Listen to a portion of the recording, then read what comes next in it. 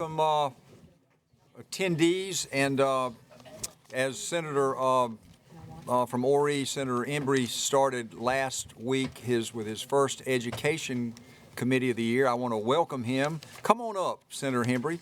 We want to welcome you as the Chairman of the Education Committee in our first committee meeting, and it so happens that you have something on our agenda that we're going to take out of order, item N. Senators Embry and Sen, S954. Let's go to Maura. Give us a quick explanation of this, and we'll answer, have any questions if there are any of the subcommittee chair, Senator Hutto. Thank you. Maura. Thank you. This bill would authorize a law enforcement officer, circuit solicitor, or the Attorney General to require the disclosure of electronic communications and related information by a service provider under certain circumstances. It would also provide the references within the federal law that address the procedure and the protocol for how to file those matters. Senator Hutto. Mr. Chairman, this went through our subcommittee, and basically in the context, a lot of us in the context of investigating child pornography or injuries to children. And what happens now is because it's federal law, they've got to go through the federal process of getting a subpoena issued for the telephone companies. Under the administrative process of federal law, that gets rerouted through Homeland Security. And while they eventually get the documents, it just takes a while. This would set up a corresponding subpoena power for the Attorney General, the circuit solicitors, and law enforcement who are investigating these type crimes to issue a state-based subpoena through an administrative process. It would mirror the federal subpoena and what the telephone companies have to do to respond to it. But it's believed by the solicitors and law enforcement that if they could set up a state-based subpoena process, it would shorten the time for them getting the information they're seeking during an investigative process. All right. Any questions of the subcommittee chair, Senator Harpootlian? All right. Any questions of our subcommittee chair? If not, Can we swear the witness? Mr. Chairman, can we swear the questioner? I've been in courtrooms a few times. I've been on the witness stand, and I will tell you that I much prefer asking the questions than I do answering the questions. It's a much more comfortable place. But, Mr. Chairman, thank you for taking it out of order, and thank you for taking up the bill. And I want to thank the subcommittee for working on it and getting it to you.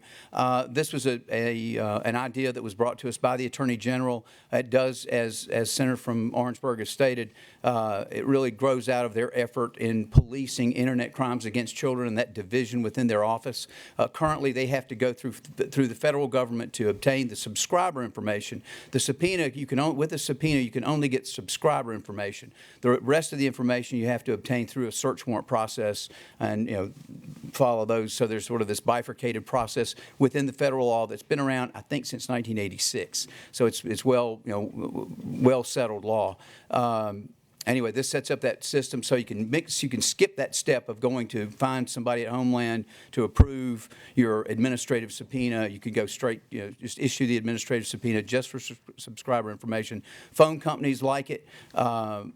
Primarily because they've got a very clear path of what to do, and they're protected if they follow federal law, and this just mirrors federal law exactly, makes references to federal law. It protects those phone companies in providing that subscriber information. And this is making its way across the country, being adopted by numerous other states? I don't know that.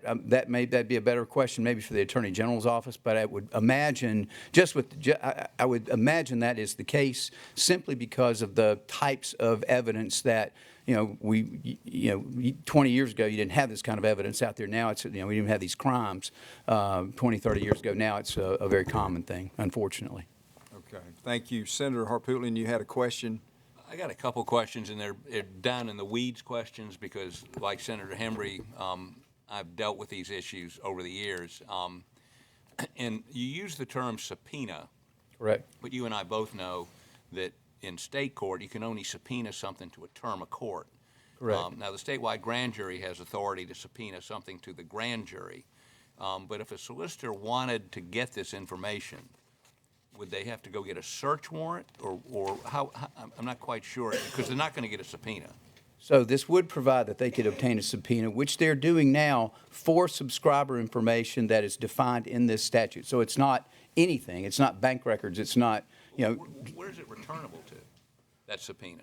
It's not, I mean, because clearly our courts ruled you got to subpoena it to something, a court proceeding, a Right. term of court. It is an investigatory subpoena that's authorized under, and stay with me because I know exactly where you're going. I mean, I know I faced the same problem and have had to caution law enforcement back in the day about you can't issue these subpoenas have no legal authority the way that you're using them as investigatory subpoenas. This would set up a scheme, a statutory framework where instead of going to the federal government, because that's what's happening now, if the solicitor is investigating some sort of internet crimes against children, is a great example, easy example. If they're investigating that, then they can go through Homeland Security and get that administrative subpoena issued by the federal government, which they then can serve upon the phone company and get it's limited to the subscriber information. That's an important thing to be mindful of. They can get that subscriber information, and based on that subscriber information, they may be able to go further and get a search warrant and go for photographs or other evidence that may be within that, in the cloud or electronically stored. So it does create it gives them an additional tool. Bottom line is it really just removes one of the bureaucratic steps, and that being instead of me having to go down to the federal office and get an administrative subpoena, and it's an investigative subpoena, I can do it directly. And I think I agree with you, that should be the goal. My problem is that we have case law that says solicitors nor law enforcement can issue subpoenas unless they're returnable to a term of court. Do we need to amend this and give them the authority to have it returnable to them, or? I mean, I think you're creating a totally separate type of an animal. I think this would be a statutorily created, unique piece of legal tool. So if challenged, get the information, right, and somebody challenges it because it wasn't a search warrant, it was a subpoena, right, authorized by the statute, which you don't have to have probable cause for. Correct. You don't have to state in an affidavit what the basis of your belief was. You believe that the fruit of the poisonous tree will not be a problem for these subpoenas. Is that correct? That's correct. Have we had anybody look at that legally? Well, I know the Attorney General's office. Have we had anybody look at that legally? Have looked at that. I have not looked at that. Okay, well, I'm going to vote to put this out of committee to the floor, but I think I'm going to ask, Mr. Chairman, I'd like to ask the staff between now and when it gets to the floor to look at that issue, which simply is, our courts have been clear, because like you, I've been caught issuing subpoenas to have things brought to the solicitor's office, right, and the court quickly decided that was. You were actually the one that taught me that rule, or not to do that rule, that wasn't a rule. I think I may have taught you the bad stuff. There was quite a few instances of that, but be that as it may, it all worked out. The benefits of working with me, Mr. Chairman, is that you not only get the good, you get the bad.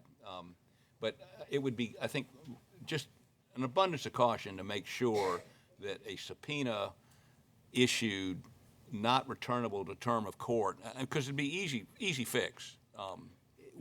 And Mr. Chairman, if I could, I think just the question, and you're saying it, but framing the question, we want to make sure that this subpoena authority does not conflict with existing law and subpoena authority. That would be a more articulate way to put it. Perhaps an amendment will be offered by the two of you. Very good. We've done that before. All right, Senator Massey, you finished, Senator? Senator Massey. I'm done. Yep. Thank you. Mr. Chairman, I always get a little nervous when we do legislation that references federal statutes and federal codes of regulation, because then we give up our authority to make changes. We cede that authority to the feds, and there are a few references to United States code in this bill, and that subsection H specifically says that all terms in the bill must be consistent with a particular code section. And I wonder, do we have to do that? Do you think that's essential to the survivability of the bill? I just don't like giving up our authority to regulate what we're actually doing. And, Mr. Chairman, if I may, Is that okay at the Center from Ori? I believe that there's probably be another way to skin that cat. If you use the exact language of the federal law, I think that's part of the key, though, is to keep it, with the providers. They want that consistency. They've developed their protocols based on that federal law. We've been using that federal law at the state level. So I think the goal, and I think the goal of having those references, we do that with our wiretap statutes also. Because we tie that back to the federal law and make specific references, which I understand your concern, agree with your concern. The only other way to get around that would be to use the mirror the exact language, which we could do, mirror the exact language from the federal statute, and that would ameliorate the need to cite the federal statute. You just do it with words instead of with a code section.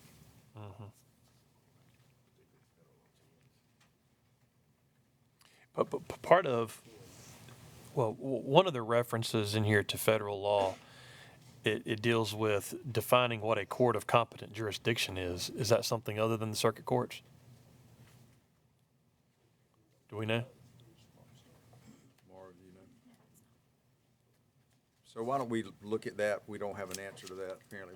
That's fine, and I'm happy to send it. I mean, I'll do whatever. I just, I don't. She actually, Morris got it, so. Okay, I'm always nervous about doing that stuff. So under the federal reference, the court of competent jurisdiction would include the district court, and then it would include a court of general criminal jurisdiction of a state authorized by the law of that state to issue search warrants or court-martial. Okay, so it's the circuit courts. They're not general criminal justice, are they?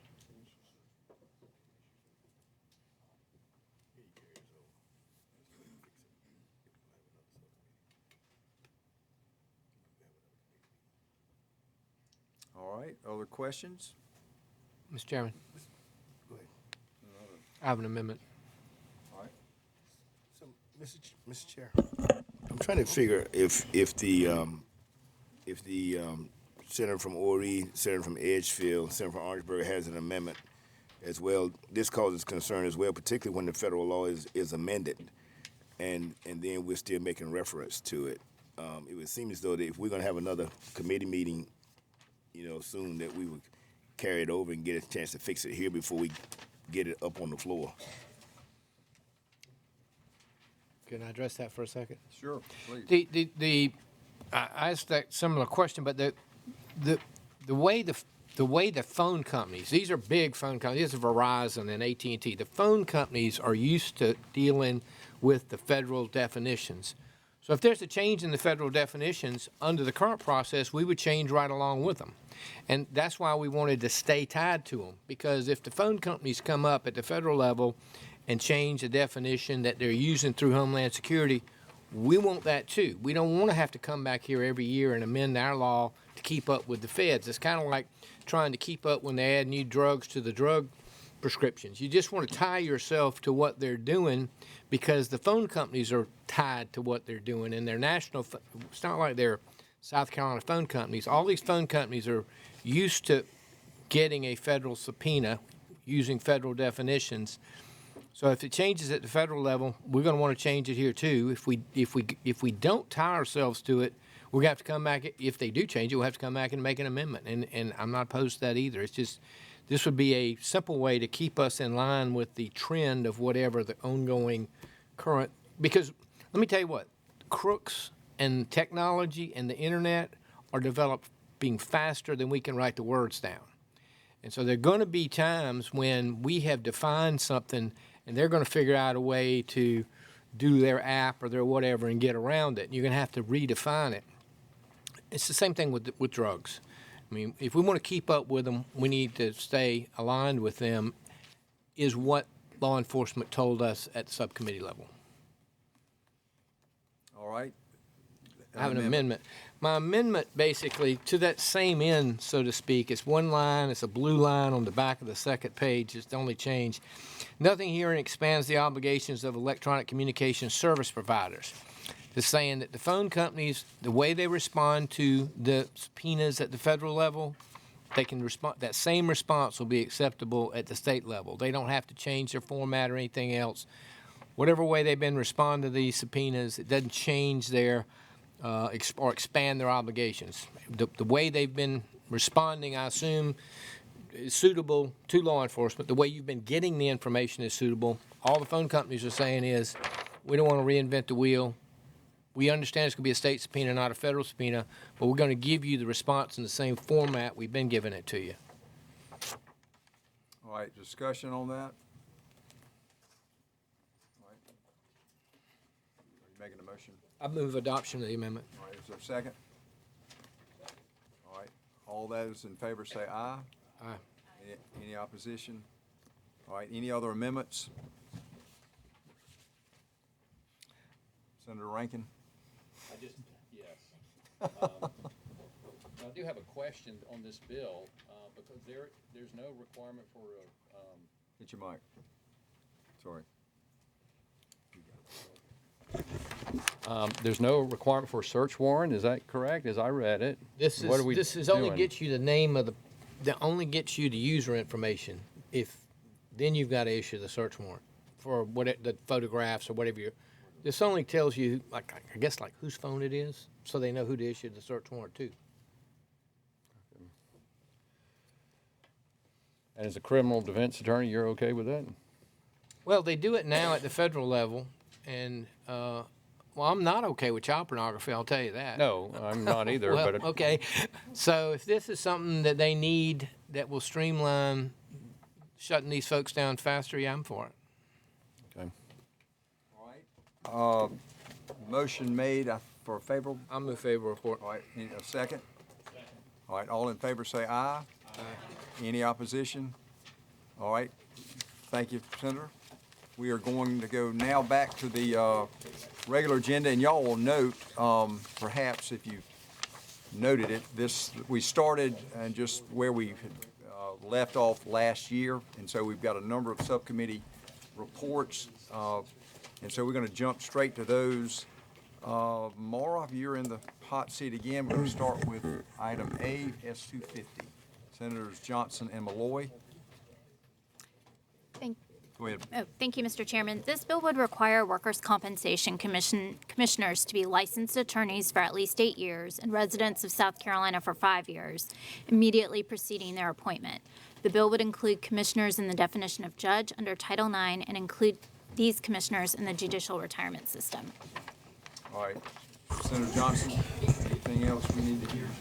Mr. Chairman, we do have an amendment. Perhaps let's get that amendment, and then we can talk about it. All right. Tell us about your amendment as we get it passed out.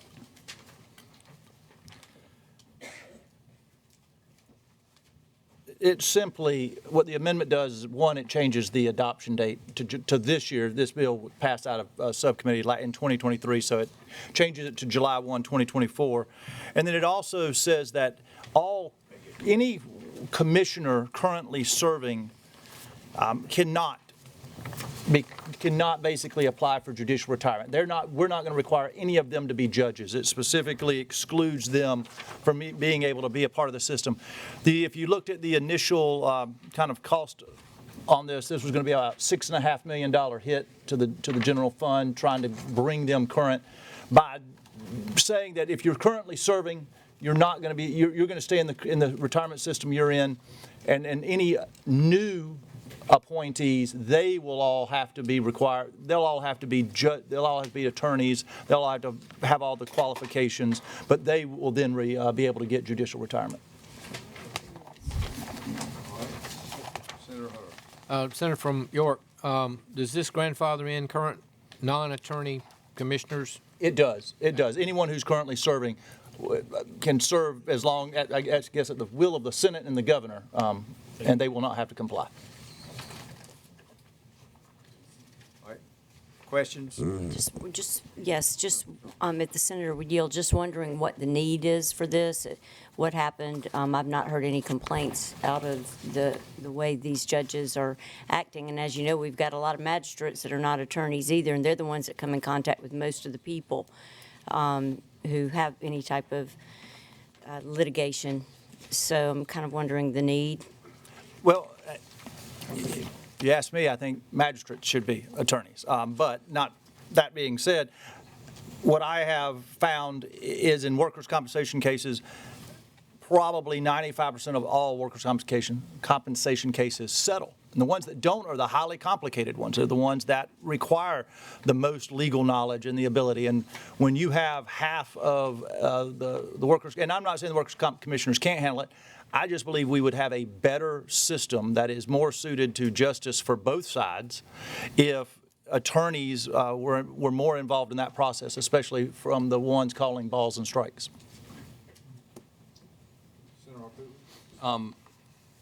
Senator from York, my understanding is this bill is revenue neutral, correct? That is correct. So we get more qualified, and I'm sure Senator Sen would agree that you would rather have a lawyer hearing complicated matters than somebody who's not a lawyer.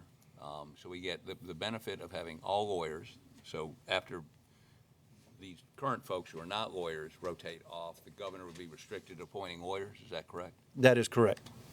And, So it just seems to me it doesn't cost the state a dime more, and we get what should be better trained. Now, I'm not telling you every lawyer is going to be extraordinarily competent, but that's where the advice and consent piece comes in.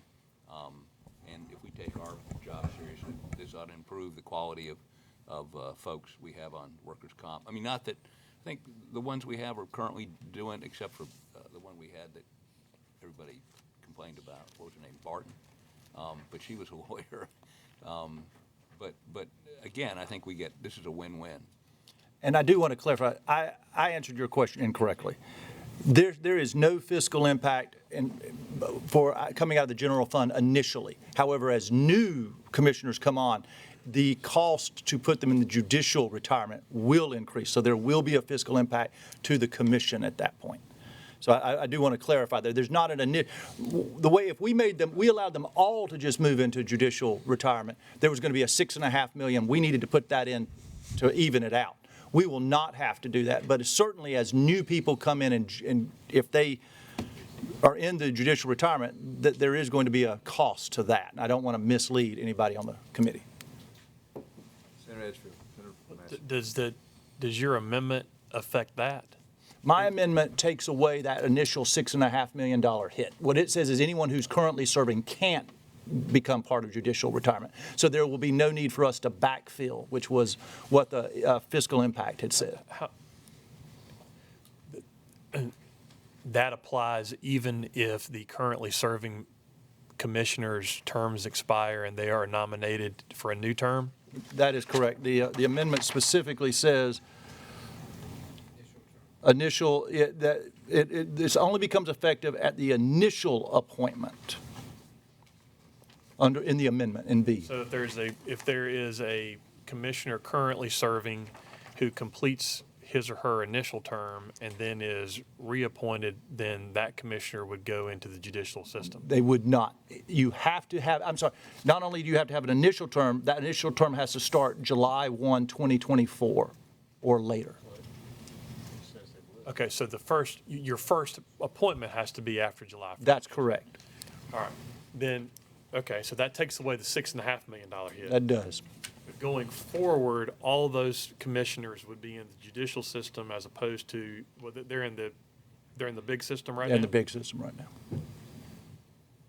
So it wouldn't be $6.5 million, but when I was looking at the fiscal impact statement on it yesterday, I think I was surprised by the amount of the employer contribution for people in the judicial system. I don't disagree with you. And hence my amendment, because I saw what it was going to cost to put them in it, and I didn't want to have the additional cost of $6.5 million to bring everybody up. an immediate increase to the unfunded liability of that system. Doing it this way still increases the unfunded liability, but does not by as much. And potentially spreads it out over a 10 to 20, 30-year period, because we're only talking 7 commissioners who typically spend 12 to 18 years in that office. And of the 7 commissioners that are on there now, how many of them are not lawyers? 3 that I can think of off the top of my head. Thank you, Mr. Chairman. Senator McLeod. Thank you, Mr. Chair. I was about to ask that question about the non-lawyers, but my next question is, are the non-lawyer commissioners going to be grandfathered in under this bill? They are, Senator. We're not removing you from office just because you're not a lawyer. You can continue to be reappointed. It's just when the new appointees come up, they must be lawyers. Thank you. Senator Harpootlian. So, and the question is, let's say, as Senator from Edgefield mentioned, you have somebody that's currently on there, currently a lawyer, and then they're reappointed to a new term after July 1 of this year. They would be eligible. They would not be eligible. To do so would create a deficit in the fund of potentially $6.5 million. And the goal, so if you're currently a workers' compensation commissioner, you are never going to be able to get judicial retirement. You got to stay in the big pool, as Commissioner from Edgefield said. It's only the new ones who will be able to. So a position opens, and the governor appoints, and we prefer to appoint a new lawyer, if you will. That person would start day 1 in the judicial retirement system. I'm sorry, say that again. I'm not. Position becomes vacant. Yep. After July 1 of this year, right? And the governor appoints, and we confirm a lawyer who's never been on the Workers' Compensation Commission. Would that lawyer begin to be enrolled in the judicial retirement system day 1? Yes. Now, the second question is, will they be able to, if they've been, let's say, a member of the legislature, they're accruing they're accruing regular retirement, right? Could they tack that on? Because I think you have to be a judge for 10 years or 12 years to retire. Can they tack that time on? I don't believe there was anything in here that would stop them from tacking. If you had prior experience in some other state service, you could then, and you somehow became a workers' comp, or you became a judge in general, you could always tack that time of service on. What does that do to the unfunded liability? I think it would matter how much time you have, right? I mean that's one of those. If you have 2 years in, it's going to be a little bit. If you have 20 years in, it's going to be a lot. Do you think maybe we ought to, and I'm not talking about doing it today, but maybe figure out if there's a way to project that and maybe not allow them to take that credit? I'm just throwing it out there. I would have. I guess it's in the same vein, though, if you had experience in the solicitor's office and now we make you a circuit court judge, are you not entitled to bring that with you? Well, solicitors are in the judicial retirement system. All right. Well, then that's a bad example by me. But just someone else who has state government experience. They're in the regular retirement system. All right, the assistant solicitor. And then we put them on the circuit court. We allow them to do that. I'm not sure what the difference is, or the impact is so significant that it's going to move the needle. We're only talking about, and go ahead. I'm going to vote for this. It's something I want to. And I'll certainly look at it between now and the time, if this bill gets a reading on the floor, we'll take a look at it. Senator Massey. Mr. Chairman, we've had a number of magistrates across the state, and in fact, Chief Keel recently retired, and then sat out for a period of time and then came back to be nominated again. What if a commissioner, an existing commissioner, were to resign or to retire and then is nominated again, would the subsequent nomination be considered an initial appointment?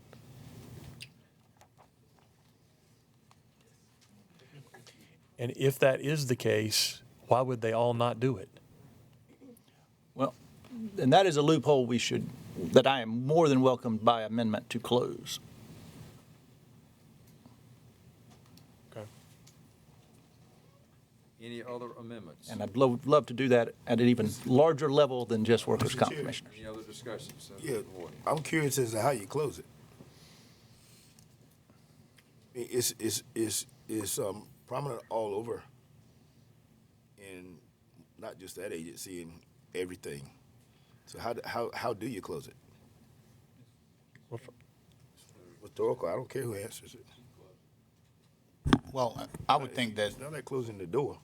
well, I would think that one stopgap is the fact that we have advice and consent. And obviously, this legislation is well-intended to address a situation where, if it passes, then we, as the Senator from Richland indicated, enhance the qualification, which hopefully allows persons who are more in the weeds with the more complex issues that come along with workers' comp to be able to deal with. But in my mind, a commissioner would be taking a chance if they were to do that, realizing what our intent is, and whether or not we allow it to go forth would be on us and not on them. Mr. Chair, and while you're doing that, I think it would be, I appreciate the senator from Williamsburg point, but I don't want to rely on the Senate's advice and consent to be the stopgap. We need to put it in law if that's what we're going to do. Advice and consent is underutilized here. Maura, should you accept this mission? Find some language. For purposes of this bill today, you've got an amendment that you want to proceed on the Move to amendment? adopt the amendment. All right, motion for a favor, is there a second to that amendment? Mr. Chairman, I don't understand. We're adopting an amendment that's going to be changed? Is that what we're doing? With all bills that we advance, you're all subject to being amended. And so vote against it if you don't want to. The author is proceeding to offer it, and so it's been seconded. Open now for discussion. All right. All in favor of the amendment, say aye. Aye. Any opposition? No. Okay, the ayes have it.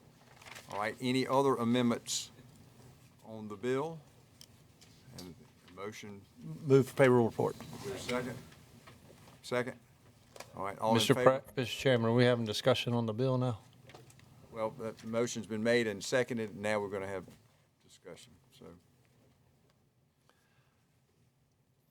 Getting back, I think, to the senator from Charleston's first question, which was my first question, is what is driving the bill?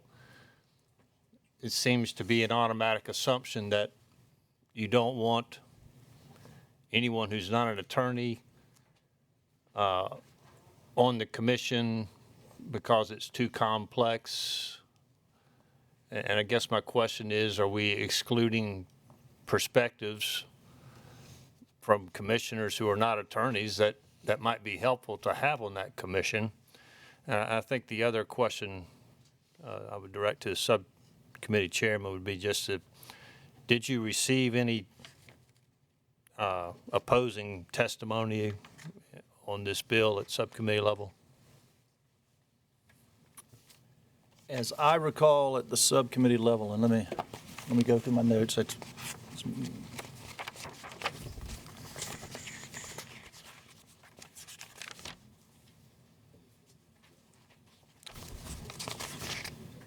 I do not.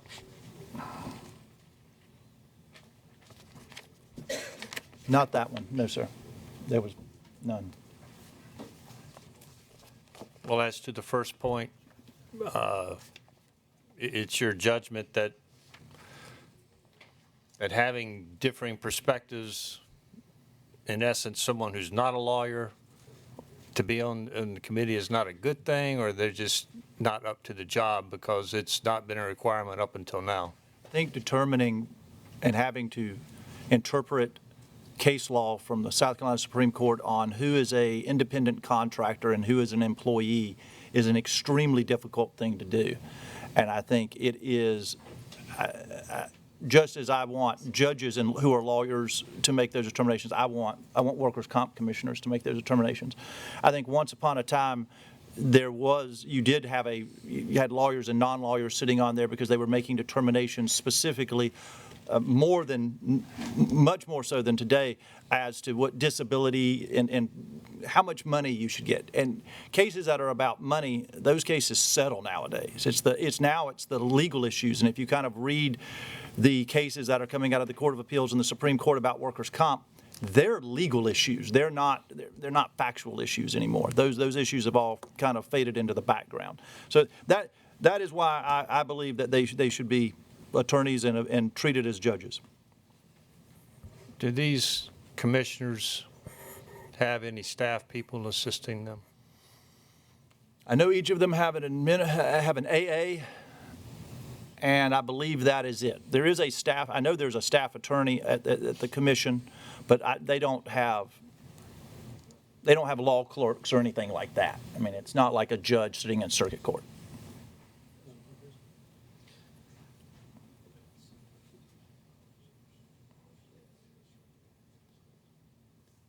All right, any other questions? All right, we've met, motion made, seconded. All in favor of a favorable report, say aye. Aye. Any opposition? No. All right, Senators Clymer, Sin, and Cash voting. Senator Wright. Others, okay. All right, we're going to go, sticking with Mara, Senator Johnson, S-251.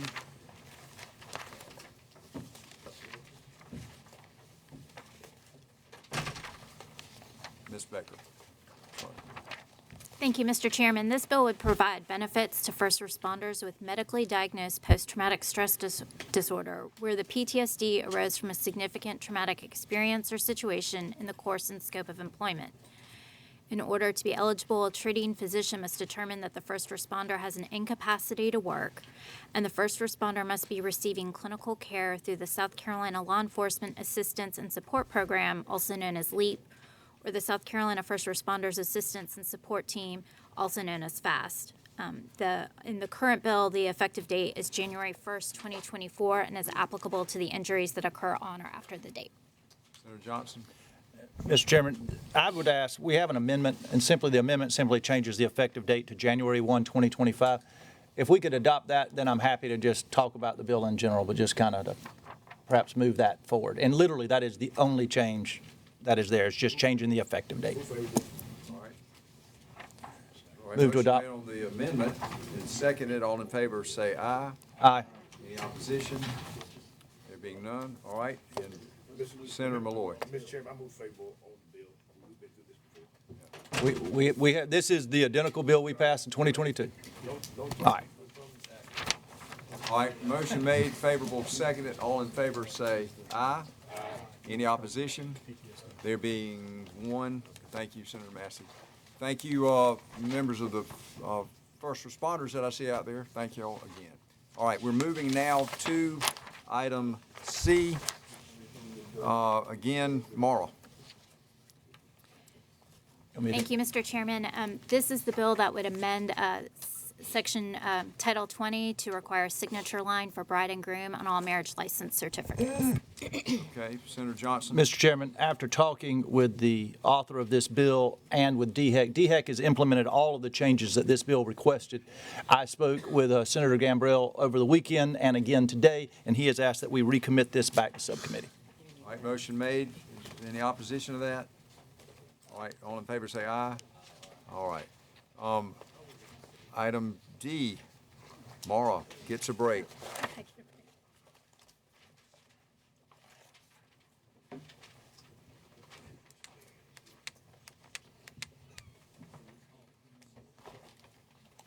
All right, Sharon, welcome. Thank you. This is the Is this a hate crimes bill? All right, motion made. All right, is there a second? Second. Any opposition? There being, all right, so, all in favor of a favorable report, say aye. Aye. Any opposition, opposed? All right, raise your hands. Let's vote more generally. All in favor of a favorable report for the, again, hate crimes bill, raise your right hand, please. In favor, a favorable report. Ronnie, if you're up.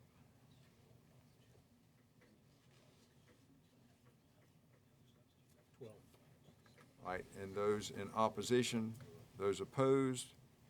All right, so. No.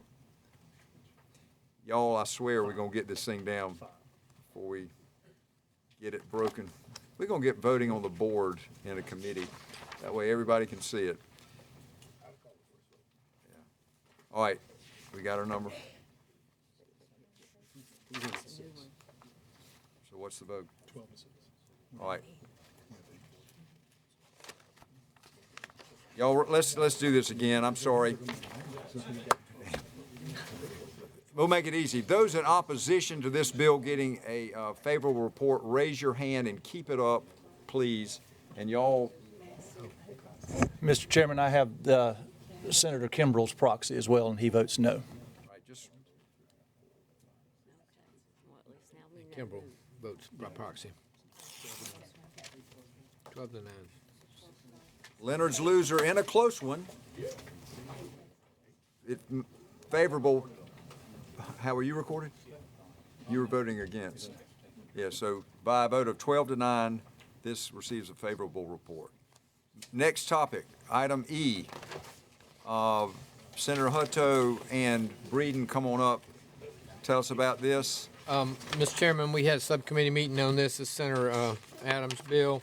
Basically, this is a situation in which time is of the essence, and it would allow law enforcement to, in a case involving the risk of death or great physical harm, to get cell phone location data. The example given to us was call comes in, somebody's kidnapped at gunpoint. The police get there, they look at the camera on the convenience store. They see, in fact, a person pulled a gun, put a woman in a car.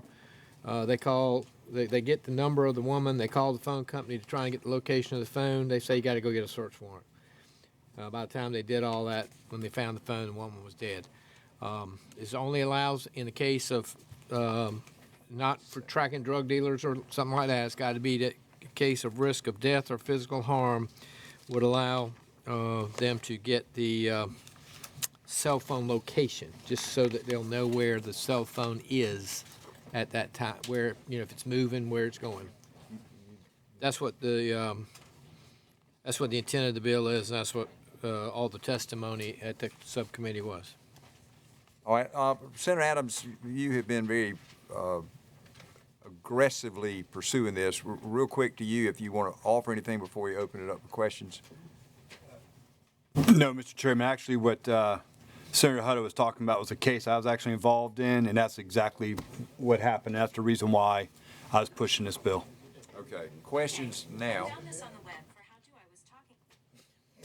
was talking. Questions for Siri or questions for the subcommittee chair or Senator Harpooler? Question for the subcommittee chair. This says upon request of a law enforcement agency.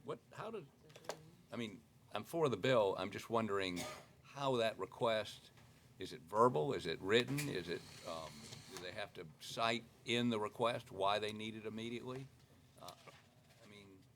How does that work? We don't know exactly, but it does say that the wireless provider can establish protocols. I guess they could say that you must fax us something or whatever. But the point is, you don't have to go tracking down a judge and issuing probable cause. I got that. But it's only going to work if it's fast. Okay. Well, it's fast. I need this today. Yeah. No. That's not that you need it today. You need it right now. Where is this phone? You can do my Find My Phone on my watch can tell me where my phone is, but that's only, if you're hooked up. I don't know. It's just the due process of, I think you ought to have to at least fax them something. I mean, it's just, Senator But here's the thing. This isn't about prosecuting somebody. This is about finding somebody, okay? This is about finding somebody who is maybe in the process of being killed. So you could challenge it all day long that maybe they didn't have the right to get the phone and all that, but Well, there's a word that was not a word a year ago called swatting. And I'm a little concerned if somebody swats somebody and creates the appearance of this, there's no record on what the, sir from Charleston, you looking up swatting? I lost my phone. But I'm just concerned, why couldn't we require something in writing be faxed to them, or? Get your mic. They don't, nobody fax? Text. Here's your answer. Senator Adams. Yeah, I can explain. Well, it's not that simple because they might, the whole thing is it comes down to this. When I arrive on the scene, I see a video of this person being put in the car by a gun and they're driving off. I call the phone company. They told me I need a search warrant. I said, I got video. I'm telling you what I'm looking at right now. They said, we're not going to give you any information until you get a search warrant. So basically, if I sit there and I say, well, I got to go get a picture of this downloaded from the owner of the store who's not there at 11 o'clock at night, they got to come in, download that, and then send that to them still. Before we have it on the USB, we're still talking a long period of time. So the whole point of this is within minutes. It took me 4 hours to get a search warrant that night. Matter of fact, this April 28th will be the 12th year this young lady that I went to has passed away from something I think that I could have stopped from happening. Just from the simple thing of the phone company giving her ping location. So that's kind of what that is. And again, I think you should be able to do that. I'm just wondering whether you should be text to some record made of what you told them. And you can text it as quickly as you can make a phone call. Now, you say here that phone companies develop the protocols. What if they say, got to have a search warrant, got to have a fax, or got to have, this, or we just leave it open for them to define what's adequate? No, yeah. I'm just a little concerned about. Sorry, what? I'm sorry?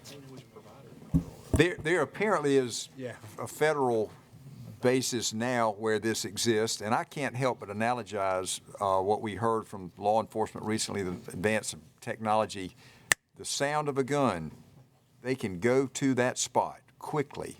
Why would we not, and I know you're not saying we wouldn't, but why would we not want to give access to law enforcement to find the person who is being held against their will to prevent a crime? I know you support that, but I support exactly. It says a wireless service provider may establish protocols by which the carrier voluntarily discloses location information. I'm a little concerned. We don't know what their protocols are going to be. It may be so complicated that Senator Adams, it wouldn't help you in your situation again. Did they testify at the subcommittee? I've talked to them individually. Did not come in and testify negatively or anything, but they were fine with it. Simple phone call would do? Yes, sir. Okay. Yes, sir. And I wanted to answer your, so you wouldn't always know the provider. I got the information her boyfriend was left behind, and he told us who her phone was purchased by. So. You can actually, you may not have the time, you can actually go on the internet, put the phone number in, and it'll tell you who the provider is. What the trick I learned in a recent case that was all right, Senator Harpootlian moves for a favorable report, I believe. Yeah, I do. Is there a second to that? All right, all in favor of a favorable report and no amendments, correct? Mr. Chair, I have a question. Senator Malloy. So the question becomes is that what if they don't? If they don't give it the information, what's the penalty for them not giving it? Shame on them. Shame on them. And then we also we got an exception for they got an exception for liability in there for civil and criminal for them. Civil or criminal action may not be brought in court against a wireless service provider or another person for providing. How about for not providing? I don't think, do we want to immunize them for stonewalling the police? I don't think so. We can't put a phone company on a do not answer list, call but they list. can't put us on a do not call list. Right. Why would we want to give them cover? But I think the opposite to that is the real question. Like, what's the compulsory means there, right? I mean, if there's not some, how do you make them do it? What if they don't want to do it? I mean, and I get your point, Mr. Shane. Why would you not want to try to help somebody who's in this type of condition? But should there be some type of... Can you imagine the campaign there, Mr. Rickenbaugh, the campaign, the ad man, using blank phone kills? That'd be a bad ad, wouldn't it? Not anything. Anyway, that's a great question, but Senator McLeod? My only concern about this, I think I'm for it, but I do have some concerns about improper use by law enforcement, possibly, in certain situations. We know that there are bad apples, I'm sure, in every law enforcement agency or department, and as it relates to domestic violence or some other issues that might pose a problem. Like, how would we handle, how would this bill, if it were to pass, how would the law handle improper use of that information by law enforcement? Or imposters, yeah. Well, I think they get sued. I would sue.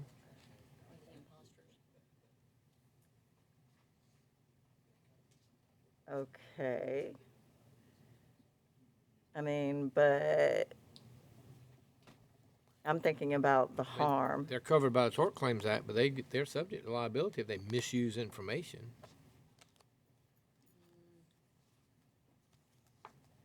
Some exemptions there.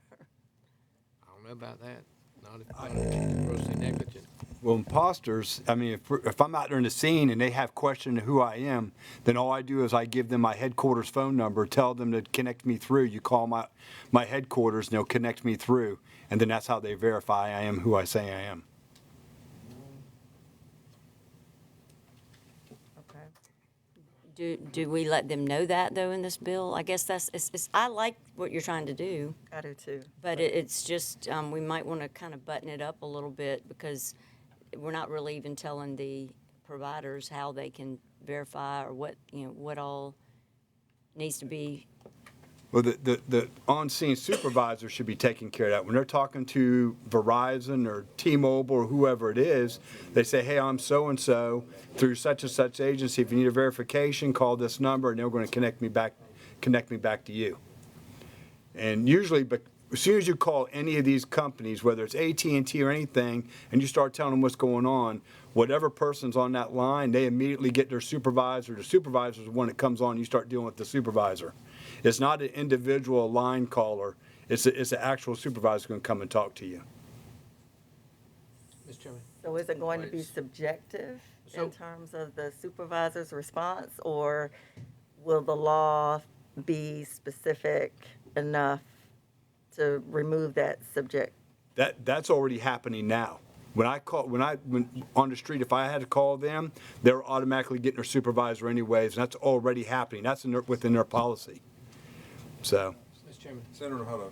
So the way this came to me was, the way I conceptualized it was, he knew, for instance, that this woman was in a white van. Well, he didn't know whether it was eastbound or westbound on I-26 because he could see on the video camera of the convenience store, and the boyfriend said the guy threw her in this white van and they took off, but he didn't know which way. If the phone company would just say, this phone is eastbound on I-26 near the Somerville exit, then he could have called ahead to any law enforcement on I-26 and said, I'm looking for a white van that just passed the Somerville exit. And of course, they could pull over all the white vans because you can do that if you've got reasonable suspicion that a crime is afoot in a particularized looking car.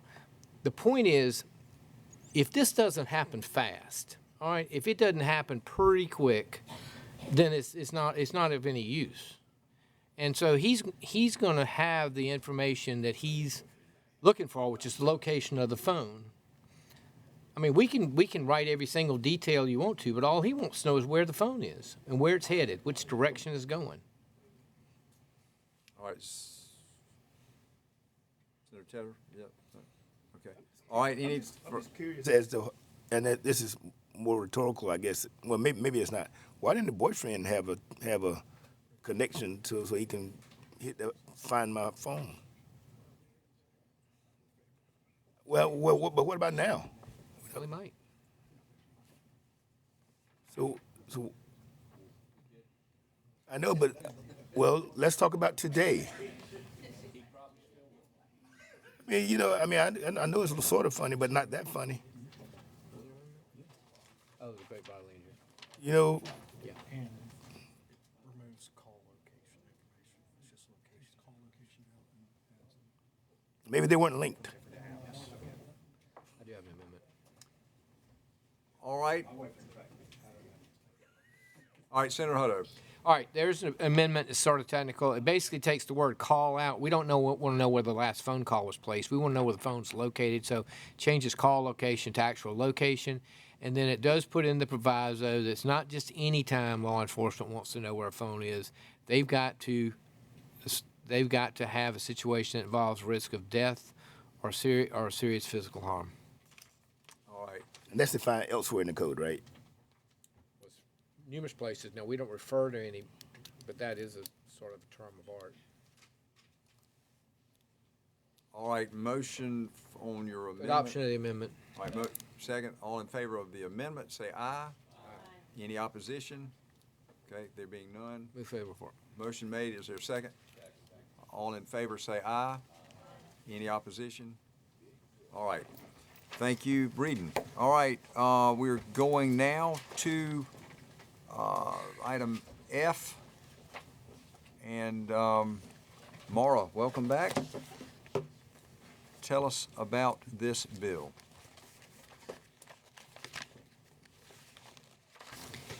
Thank you, Mr. Chairman.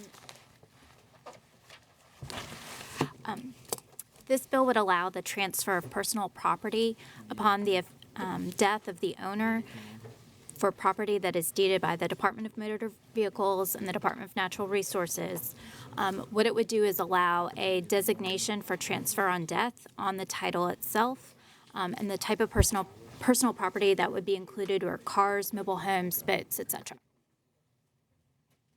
All right, Senator Johnson, anything further? Mr. Chairman, I can't add much more to that. I mean, that's exactly what it does, which anyone who deals in the probate area would find that to be a welcome change to our existing law. And and all of the testimony at the subcommittee hearing was favorable. All right, Senator. Move for adoption. Senator New York, I have a question. Yeah. I'm aware of circumstances in which somebody sells the vehicle or the boat or the motor, and they haven't transferred the title yet. They hold on to it, and maybe they're going to go transfer it 2 weeks from now. Is there a provision in here that says if the person who dies and had a transfer in there to somebody else had already sold it, but it wasn't yet retitled? Is there some provision in here that the bona fide new buyer isn't subject to all of a sudden the wife saying, no, wait a minute, the title says I got it, and he says, but I paid your husband for it 2 weeks ago. Here's the receipt, but I haven't retitled it yet. If you were doing that, you would have already signed over title. Yeah. If you've signed over title. But you haven't recorded it at the DMV. That's all I'm asking. Is there some provision in there that there's a window there between the time that the title is reissued and the time that, I don't know what the trigger point is in here. there is not a provision that specifically says that, but I would view that just like if I sold you my house or sold you a piece of property, I died, and you have not gone and recorded that deed, you still own that property. When you go take that in, that conveyance happened regardless of the fact that that deed may say that joint tenants with right of survivorship. It still passes. Okay. Bless you. Thank you. All right, any further discussion? And is there an amendment? There are no amendments. All right, the motion? Favorable report and second. All in favor as presented, say aye. Any opposition? There being none. All right, next item. Welcome back. Mr. Chairman, this is a 839 homicide by child abuse. The only thing it does is change the age of the child from 11 to 18. President Alexander came and testified, as well as Solicitor Duffy Stone from Beaufort. He gave the example of trying to prosecute a child that was 12 or 13 who had, I think cerebral palsy is what he said, but had some condition that left them unable to get themselves out of a car, and the parent left them in the car in extreme weather while they were off doing drugs and frolicking and stuff, and he had to try and prosecute it as a murder case or a homicide case, and it said it would have fit more easily to prosecute it as a homicide by child abuse. We could not find out why the age was originally set at 11, why it wasn't always 18, but nobody came to testify to say it shouldn't go to 18, and the solicitor said it would help them in circumstances involving certain children between the ages of 12 and 18. Under the age of 18. Under the age of 18, yes. All right, were there any amendments? None. All right, any further questions of Subcommittee Chair? Is there a motion? Favorable report. Yeah, Mr. President, same penalties. Yeah, didn't change the penalties. All right, motion made, seconded. All in favor say aye. Any opposition? There being none. All right, we go to item H, 845. Maura. And Mr. Chair, if I could, the next bill behind it is similar to 845. H, I, and J, and all these deal. We just move to coincide all of them with your bill, if that's okay. Suits me fine. Maura, tell us about these three bills. H, I, and J. Thank you, Mr. Chairman. These bills would add an appointment proceeding for appointing a legal representative for claims regardless of the date of death, pursuant to Section 804 of the Sergeant First Class Heath Robinson Honoring Our Promise to Address Comprehensive Toxics Act of 2022, to the exceptions for appointment proceedings allowed more than 10 years after the decedent's death. Section 804 addresses the claims related to toxic water exposure at Camp Lejeune. This bill is also known as the Honoring Our Pact Act of 2022. And is this effectively expediting probate's appointment of the personal representative in a case of death that has long since occurred and the probate is not open? Isn't that the intent of this, Senator Sabb? Senator Lloyd? Thank you, Mr. Chairman. Yeah, members, I think most of you may be aware the Camp Lejeune Justice Act, which is found within the PACT Act, addresses the contaminated water from 1953 up until 1986. And so a lot of those folks unfortunately passed as a result of the illnesses that they experienced. And under our law, if more than 10 years has passed, then you don't get the opportunity to go through probate. And so this simplifies it and essentially carves out an exception for anybody impacted by this particular law. And so I would urge consideration. I would also mention that the way that the law is structured, there are only 2 years to file claims. And so this year in August, unless Congress extends it, the deadline, the window will close. And so for those families who are having trouble trying to get folks appointed as personal representatives, they will be up against the clock. And so I would urge our expeditious passing of this legislation. A lot of work went into creating an opportunity for those families and those Marines to get an opportunity to have an access to justice. And so this is a little thing that we can do to help them along the way. All right, move favorable. And would you make that for H, I, and J? Senators, any opposition to moving these three out together? All right. Is there a second? All in favor say aye. Mr. Chairman, can we just go ahead and combine them with all the Or sponsors? again. And, I mean, there's no need to put all three bills on the calendar. If we could just ask that ask that the staff take all the sponsors of the bills and put them on the lowest number bill and send one bill out? We'll just call this HIDGE. Okay. All right, motion made, seconded. All in favor say aye. Any opposition? There being none. All right, we're going to move to K, item K. Mr. Chairman, this was in my subcommittee. It creates the crime of luring a child. Right now, the only thing that could be charged basically is kidnapping under the sort of inveigle part of the definition of kidnapping. Of course, kidnapping carries a potential life imprisonment. This luring a child with the intent to commit a crime drastically ratchets down the penalties for that to first offense misdemeanor if the child is over 13, and $500 or 1 year and up accordingly. But this is there's just a gap in the law when you lure somebody with the intent to commit a crime. And so there is an amendment. The amendment does say with the intent, it's behind your tab, does add the language with intent to commit a crime. If you look on the back side of that amendment, it takes out the red part, takes out, these were all affirmative defenses to how you could lure a child, like to come on in out of the cold while I get you the money for your Girl Scout cookies. This just takes it around, so you don't have to prove that you had a right to invite the child in the house. The state's got to prove that you did it with criminal intent. And so this creates the crime of luring. All right, Senator, seeing this was your bill and others, anything you want to add to this? No, just that we had a situation in Mount Pleasant where this gentleman tried to lure two kids into a vehicle to go fishing, and unfortunately, law enforcement said that they didn't have anything they could charge him under. I think solicitors thought that you could go under the kidnapping charge, which that's a 30-year thing, and it uses the word inveigle, which I had to go look up, and I guess that can mean luring. But law enforcement has, on several occasions, indicated that they didn't really have anything to charge the person with. So there's also another bill in the House, Senator Hewitt's bill. He's been working on it longer. I think it may have already made it over to our side, just to let you know, because he's certainly been working on the bill longer. Okay. Lee Hewitt, Representative Hewitt. Yeah.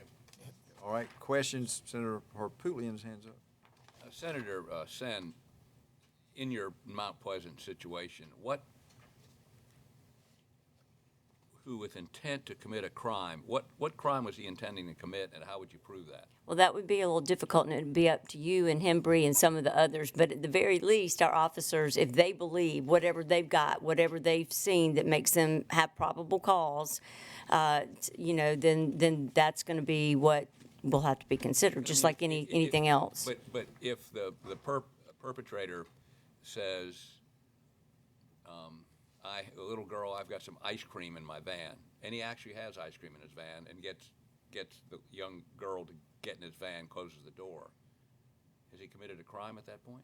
I would say if he's got ice cream laced with fentanyl, if he's got anything like that. Same thing with this fisherman situation. He may have had fishing gear hanging out the car for all I know, but he may also have had duct tape and other items that officers could then take a look at and determine that there was ill intent. Why do you need the intent to commit a crime? I mean, shouldn't it? I mean, enticing a child to get in your vehicle? Well, because there are times, though, that you would tell somebody at your door selling Girl Scout cookies, I got to go get my purse, why don't you step inside out of the cold? There are times you might, if it's pouring down rain and you see a child on the side of the road, you might actually want to. There are times when strangers would take children into their homes or cars. you're not enticing them to come into the home. Well, you're inviting them. How about come on in? Well, And luring. it doesn't say inviting, it says lure, entice. I mean, that's a common sense. I don't know how you're ever going to prove with intent to commit a crime. Right. Unless they do something, and then you make this the additional charge. How do they prove I don't think burglary? this is going to affect their ability, the police ability to, if your Mount Pleasant situation, arrest that person for enticing somebody to get in the car. I would only respond that a lot of times people get charged with something. It's a $500 fine. They just pay it and move on because they know what they did is wrong. But I mean, Yeah, but I don't want this perv paying it and moving on. well, that's what the penalty would be for first offense. We might want to increase that.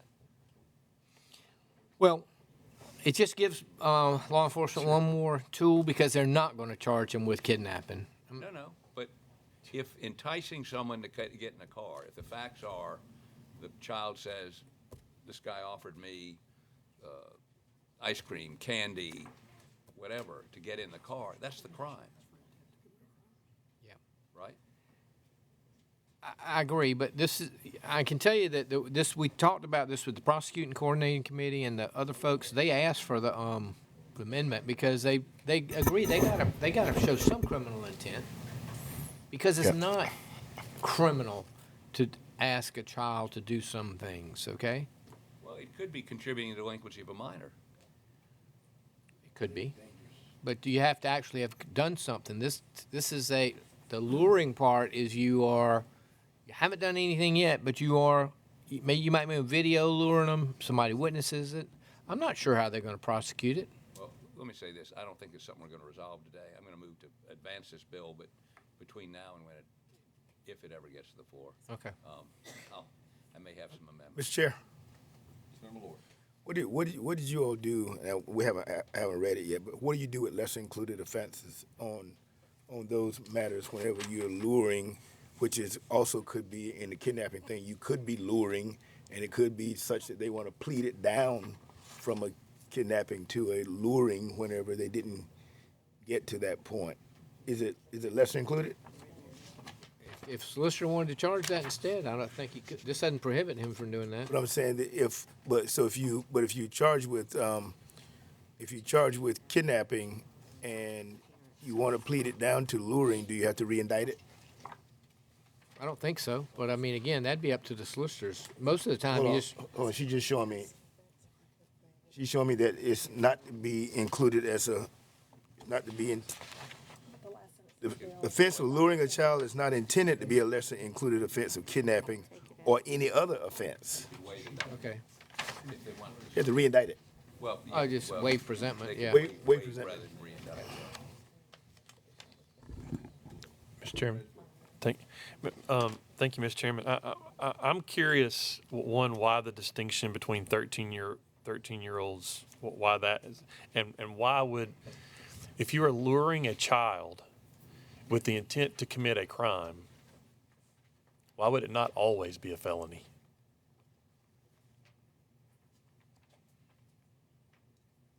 I mean, what?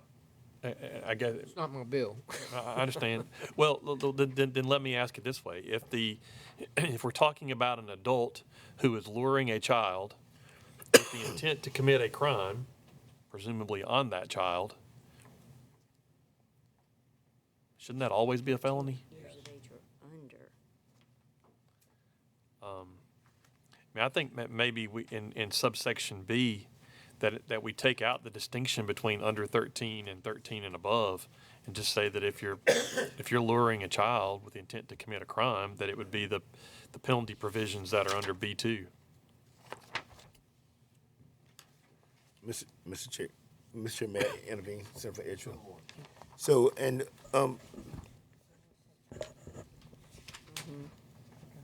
question is how many other states have this definition? Some? Mr. Chairman, there are some states that have this exact language, yes, sir. Different states handle it different ways. And it would seem as though that we may want to see if there's any history with those before we start putting felonies on them, because, I mean,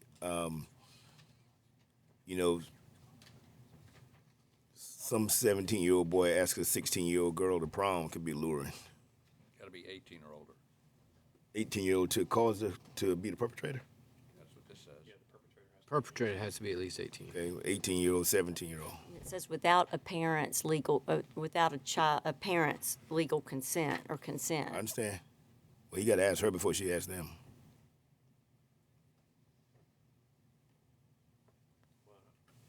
I don't, I mean, if it's with the intent to commit a crime, I don't know that the parental consent should be a way out. And the intent to commit a crime is obviously already in law. We have that with burglary. When you enter with the intent to commit a crime, that's already in statutory. But they're not stealing anything in this case. No, I'm just doing it by parallel, Senator from Charleston. Sort of agreeing with you, if you let me. Trying to help you. All right. Anything else? So I initially said, why do we have this provision with intent to commit a crime if you're luring a child into a dwelling or luring under the definition here? Why do we care whether they're intending to commit a crime? Parental consent, I don't think that ought to make a difference. And I think it ought to be a felony. I'm going to vote to pass this out of committee, but I think we all ought to talk about it. Imperfect piece of legislation. I'd love to see other states drafts on this. So move adoption. I'm sorry. Yes, thank you, Mr. Chair.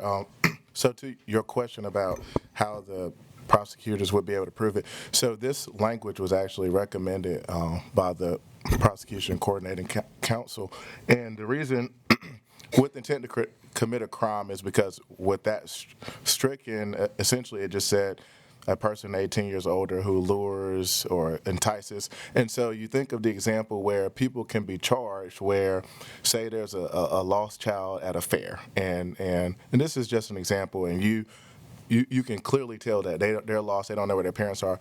You being a nice person, grab the kid by, you walking them down to try to find the area where you and then the parent comes, oh, some strangers grabbing my child. Now the police, they locate the police, look, this person has my child.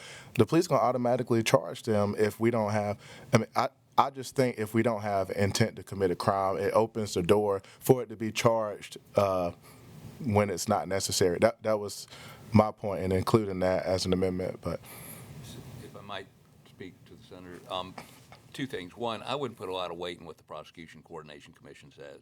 Reason? I used to be on it, so that gives you some idea of the quality advice you're getting. Number one. Number two, I think more importantly, the instance you give, which is somebody leading a child at the fair by the hand. I mean, if the police are going to actually charge that case, I want the false arrest lawsuit against the police when that's over with. They're not going to charge. I don't think, and we've got a police officer, former police officer sitting here. You're going to charge? I'm just glad to hear somebody say cops aren't all that dumb. Well,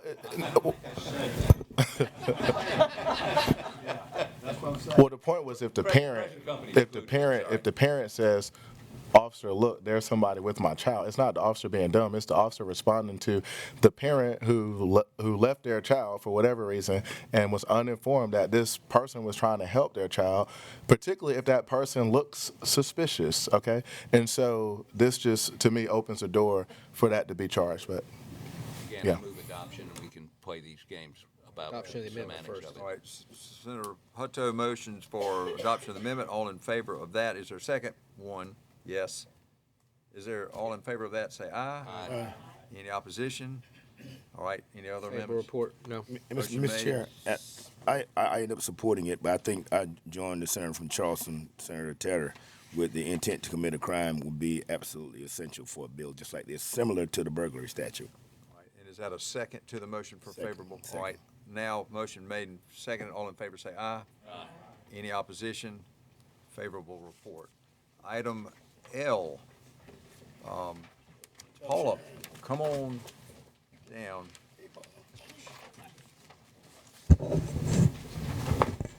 Tell us what we got here. Mr. Chairman, this is the Unfair Real Estate Practices Agreements Act proposed by Senator Michael Johnson. And what this bill would do is prohibit unfair real estate service agreements from either being used or recorded. It would describe what constitutes an unfair agreement, which would include agreements that run with the land, that bind future owners, that allow for services to be provided without consent of the owner or buyer, or that create a line, encumbrance, or other real property security interest. It also would provide that certain agreements, such as a home warranty or utilities or water service, would not be considered this type of an agreement. These agreements would be void from the time that they are recorded, and this particular piece of legislation would apply retroactively as well as prospectively. And it would allow for a harmed homeowner not to have to return any kind of monetary inducement that was given to enter into this agreement, and to potentially sue for damages, including treble damages. Mr. Chairman, it has a very technical amendment where there is a mistake in referencing the Nonprofit Corporations Act as Chapter 21 instead of Chapter 31. So it's a very, very technical amendment. Senator Johnson, we've all kind of heard about this, can't believe that this exists. Anything? Just very quickly, I will say that Palmetto Land Title for the state of South Carolina and the South Carolina Association of Realtors both appeared at the, and gave testimony that they were in favor. There is a company called MV Realty. They have gone throughout the country. They have now, there are 16 states trying to enact this type of legislation. 23 states, they've been sued in 23 states. 16 states have banned them, 7 are attempting. They've been sued all over the country. And unfortunately, because of what MV Realty has done, a kind of a subset of other companies have sprung up, and they basically will prey on the poor and bind up their houses forever. And so this is greatly needed. All right, any questions? And so their technical amendment. All right. Let's adopt the amendment first. Move to adopt the amendment. All right, is there a second to that? All in favor of that, say aye. All right, any other amendments? No, sir. All right, discussion now. With the senator from York yield, so. Yes. Could you give me a more explicit example of this? I'm trying to wrap my mind around really what these people are doing. Sure, I'm happy to. So imagine a company will come to your neighborhood, they'll go door to door, and basically say that they want to market your home for sale. And what they will do is they'll give you anywhere between $500 and $1,500. They pay you to do that service. But the problem is when you do that, you sign an agreement with them that runs in perpetuity with the land. You don't just bind yourself, you bind every subsequent owner of that property to this agreement. I had a closing. And what are their benefits from the agreement? Well, there actually are no benefits because they disappear at that point, except when the attorney starts looking on a title search for this. I had a closing the other day. It had I think the home was selling for $110,000, $120,000, had a mortgage of about $40,000 on it, and the buyout on this agreement, they never listed this, they never marketed this property, they never did anything. They just sat and waited until this property could sell. And I think the buyout was a little over $70,000. And what they're doing is they're just locking down large, and they do this in very, very poor areas where people are unsophisticated, don't realize what they're saying. Most people don't ever recall signing the document in the first place. And I'm happy to share, I have numerous copies of these types of agreements that I'm happy to share with anyone who'd like to see one. You're familiar with it? Yeah, I've got clients that they've given $400. If you do real estate, you're gonna see this, unfortunately. You got an example? You know, I had a client that came. I think they gave her $400, and what she signed basically was if she ever got ready to sell the house, if it ever transferred, she had to pay them back plus all this interest. But over time, it adds up to be a horribly large sum of money. And they haven't done anything to earn this money except basically wait until the sale, and it triggers the buyback, that you owe them money basically to serve as your real estate agent. But you might have already sold your house, already arranged for the sale, but they still gonna get their, quote, commission, I guess is what they're calling it. The real realtors don't like this. They don't like to be associated with the fact that these people are really kind of marketing themselves as real. I'll be your realtor when you ever sell it. I mean, it's sort of what they're telling people. And so people say, oh yeah, well, I'm not ever planning to sell my house. I'll take the $400. But at some point, they do get ready, or somebody gets ready to sell the house, and then there's a huge buyout at the end. This is the best example of the worst adhesion contract I've ever heard. Move for favorable report. All right. And all in favor of that, say aye. Aye. Any opposition? There being none. All right, thank you, Paula. We are now going to item M. Sharon, This is, Mr. Chairman, please. this is the real kidnapping law. This is mine, right? Yep. Yeah. Yes, sir. Okay. And so basically, we changed, we modernized the language a little bit instead of whosoever and just put a person. But really what it comes down to is this. There are very, very few cases like this. But the current law says you cannot sentence somebody for kidnapping who's also sentenced for murder. So you might ask yourself, why would it matter? Because if you got murder, you're already sentenced to life in prison. There have been probably at least 2 cases where the murder conviction got overturned. The kidnapping conviction did not get overturned, but there was no sentence because you can't sentence for the kidnapping. All this does is remove the language that says unless sentenced for murder. So now if somebody's convicted of murder and kidnapping, they can be sentenced for both. And but they're going to be doing life in prison anyway, but there's just a technicality there. If the murder conviction ever got overturned, the kidnapping conviction really is of no consequence because you didn't have a sentence to it. All right, questions? Any amendments? Senator Sapp. Yeah, Senator from Orangeburg Hill. Yes. So, can it be used consecutively? Yes. Okay. I mean, right now, and maybe that was the original intent, is that you could not sentence somebody consecutively on a kidnapping and murder, but I don't know why not, because you can sentence them on criminal sexual conduct and murder, burglary and murder. So I don't know why. It doesn't make any sense to me why it's written this way to start with. Yeah. Okay. All in favor, say aye. Any opposition? There being none. All right, next bill, item N. Mara. Senator Hutto. All right, these are 2 bills. Sorry.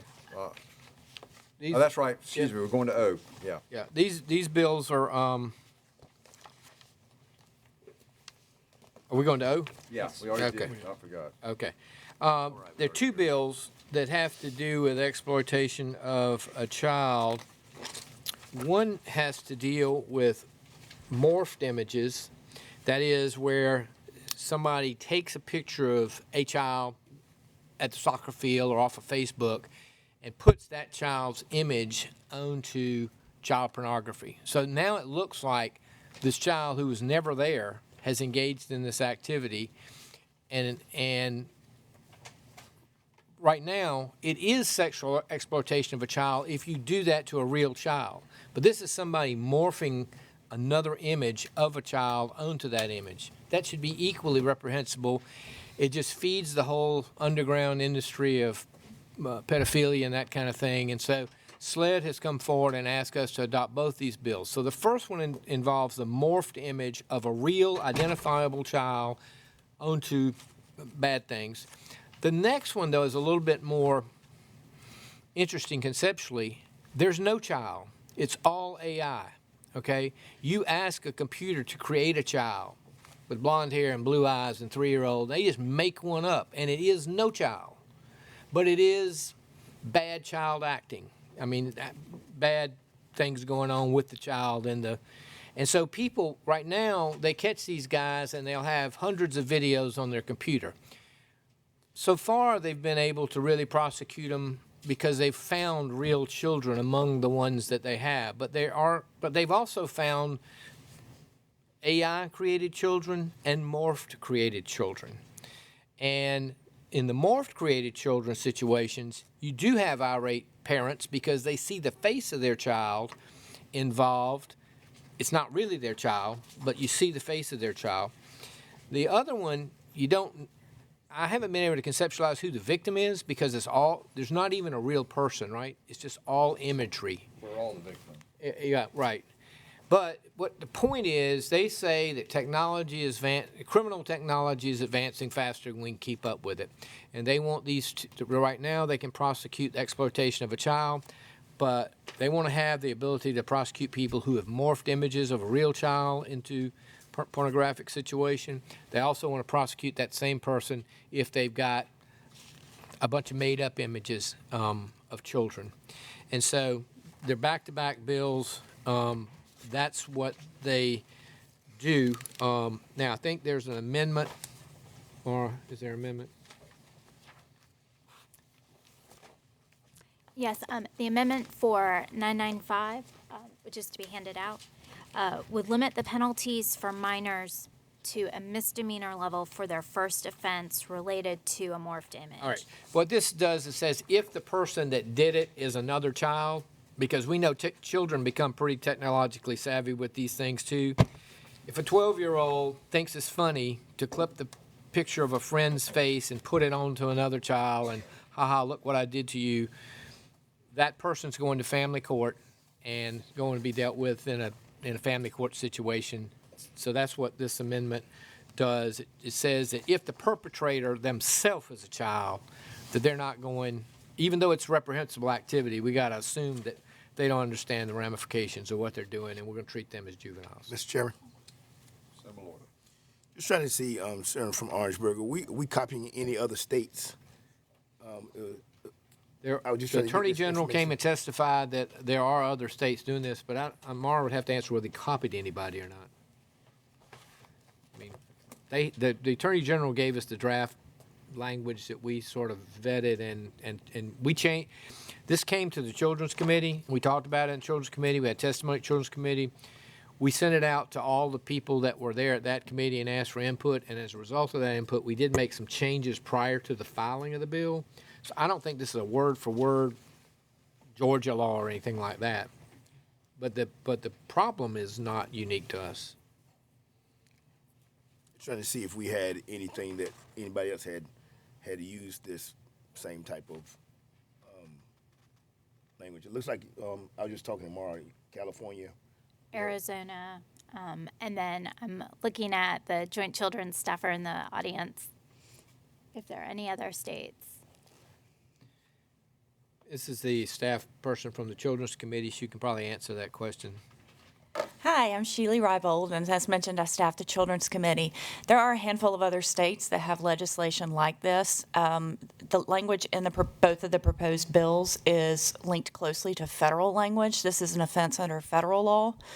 The reason this actually came up in front of the committee was because we had a case in South Carolina, and local law enforcement told the family in the morphed images situation that it was not against state law, that it was against federal law, and when the FBI was contacted, they did not investigate or proceed with the case, probably due to a lack of resources. Other states have used similar language to the federal law or very close language like our statute as well. Georgia, Florida, Connecticut have bills like this. Florida's is very close to the language that we have in this bill.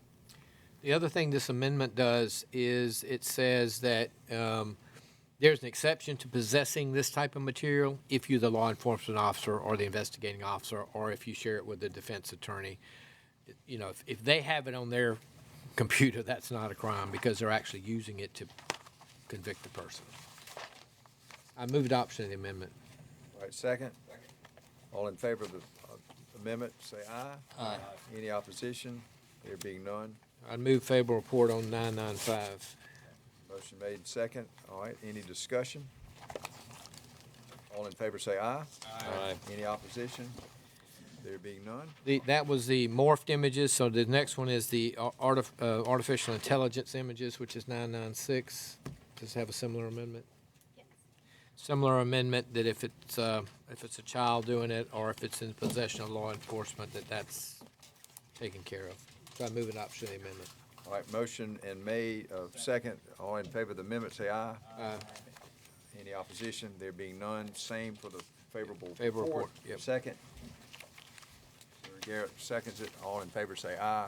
Aye. And before we record the vote, Senator Harpootlian. So I'm curious about AI. I mean, this is reprehensible conduct. But, I mean, I just recently read that there's bills being, in Congress being introduced to deal with using AI voices on phone solicitations and TV commercials. And, I mean, this is one reprehensible act with AI. Are we going to maybe look at some sort of comprehensive AI legislation? Is that an idea? Should we do that? Well, we could, but it would be, there's so many good uses of AI, and then there are some bad ones too. It'd be a monster of a bill to think of all the bad things that could happen. I mean, I guess, are we saying we're going to wait until it's a Something bad problem and happens. then- Yeah, okay. Unless you've got a specific example. Well, I don't know specific examples of where it's being used for good or bad. I mean, other than the kiddie porn.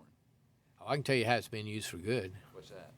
I asked the artificial intelligence thing the other day to give me 50 best questions to ask a police officer at a preliminary hearing when the defense might be a case in which the defense, was that it was an accident. And let me tell you, 36 of those questions were really, really good. It would have taken me an hour to come up with all those questions. Good use. Correct, Senator Adams? Not a good use. All right, motion made and second. All in favor, say aye. Aye. And that Say passes AI. out as a aye. And we are adjourned. Thank you all very much. Wow, on time. How about that?